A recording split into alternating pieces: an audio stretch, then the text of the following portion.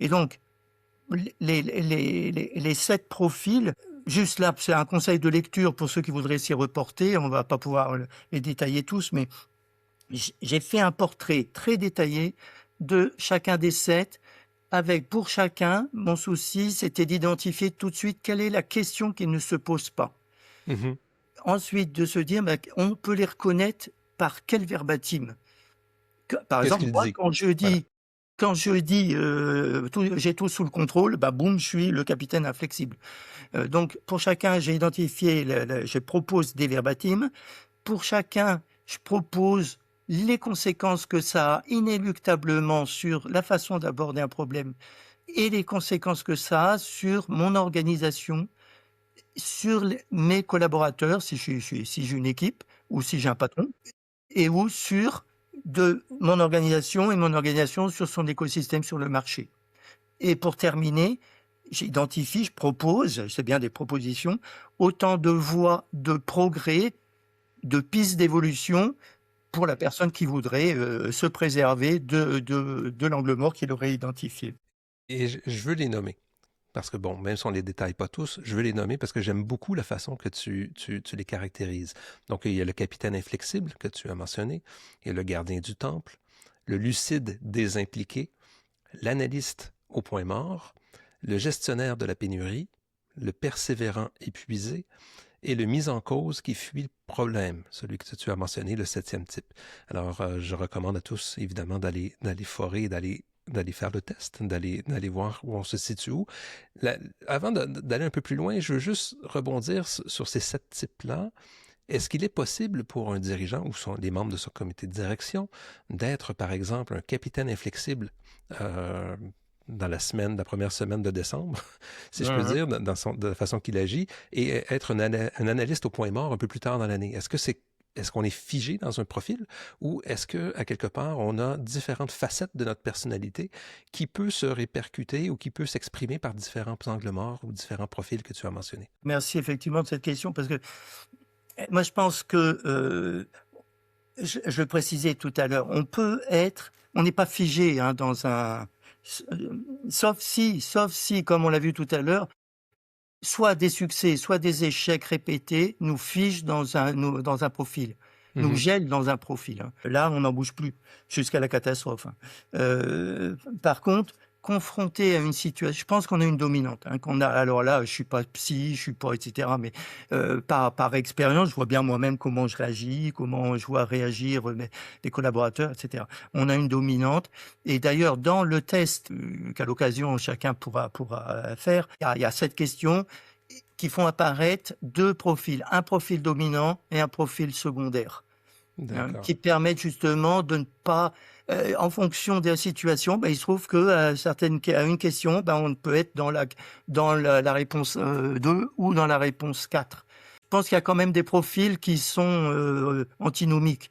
Je pense Mhm. pas que Messier, il sera jamais arrivé au profil 7, le mise en cause qui fut le problème. Hein. J'aimerais dire, si tu le permets, si je suis pas trop long, mais peut-être très rapidement, prendre, parce que ça me paraît important et ça va planter le décor de ces 7 profils.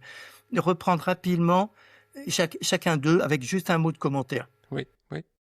Donc on a vu, le mot de commentaire, ça va être de se dire quel est le profil, Mhm. le nom du profil, quel est le verbatim en une phrase et quelle est la question qui ne se pose pas. Ça me paraît, voilà, de manière très synthétique. Bon, le capitaine inflexible, on l'a vu, sa signature, son verbatim signature, c'est j'ai tout sous le contrôle.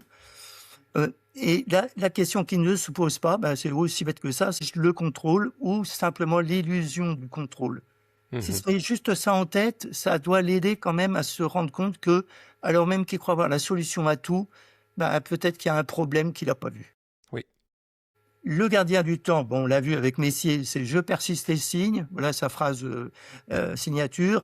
La question qui pourrait se poser avec profit, c'est au fait, mon expérience passée s'applique-t-elle vraiment ici? Hein, ça a du pur bon sens. Le 3, le lucide des impliqués. Alors, j'aime bien celui-là.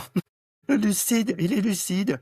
Il a une bonne analyse. Le problème, c'est qu'il est désimpliqué. Et puis, sa phrase signature, c'est la faute à, en pointant du doigt et en désignant les fautifs. sauf qu'il oublie de se mettre dans le jeu. Oui, oui. Il oublie de se poser lui-même la question de et moi là-dedans, en quoi je suis acteur et en quoi forcément je suis en partie responsable. Et donc sa phrase signature, c'est la faute A. Et la question qui ne se pose pas, c'est que puis-je changer dans ma façon de faire? Qu'est-ce que je pourrais changer dans ma façon de faire? Quelle humilité avoir à se poser cette question, hein, mais quel gain il peut y trouver? L'analyste au point mort, le 4, c'est l'analyste, alors lui il creuse. Je suis un peu comme ça de temps en temps. Je creuse. Et puis je pose les 5 pourquoi, et puis on trouve toujours derrière une question, et puis etc. Sauf que je creuse tellement qu'à la fin, j'agis pas. Donc c'est l'analyste au point mort, c'est-à-dire j'analyse, mais j'avance pas. Et sa phrase signature, c'est il a tout vu, lui, il dit « Oh là là, on fonce dans le mur, on va à la catastrophe ». La question qu'il pourrait se poser, c'est mais qu'est-ce que me cache ce mur? Qu'est-ce qu'il y a derrière ce mur? Et qu'est-ce que je pourrais faire? Quels sont les leviers qui sont derrière ce mur et que je pourrais actionner, mais que j'actionne pas parce que je suis complètement tétanisé par ce mur et par qui se rapproche. Le 5, le gestionnaire de pénurie. Alors lui, c'est celui qui il voit, là on est croissant dans la perception du problème, hein, donc lui il voit bien le problème, mais il voit les problèmes, les solutions qu'il envisage, c'est des solutions qui passent par des moyens qu'il n'a pas. Donc il réclame des moyens, il dit comme il les a pas de ce fait-là, il peut pas, et sa phrase signature c'est que voulez-vous que j'y fasse? J'ai pas les moyens. Sauf que il pourrait se poser la question de se dire que puis-je faire avec ce que j'ai déjà? Et là, on est tout dans c'est typiquement ce qu'on appelle une démarche d'effectuation, hein. C'est qui est cher à Philippe Silbertson, mais qui est fondamental. C'est j'ai aujourd'hui, qu'est-ce que j'en fais? Ok. Le 6, le persévérant épuisé. Alors lui, il répète, et il manque pas de courage et d'effort, mais à la fin, il dit j'ai tout essayé.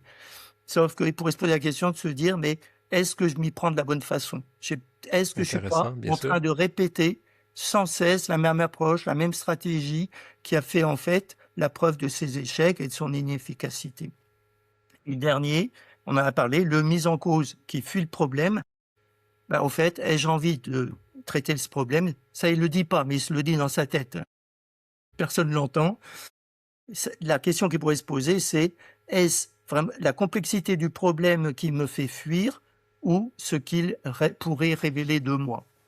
Et là, ça devient hautement impliquant, hein, à titre personnel, avec les responsabilités d'un dirigeant. C'est pas forcément toujours facile d'y répondre.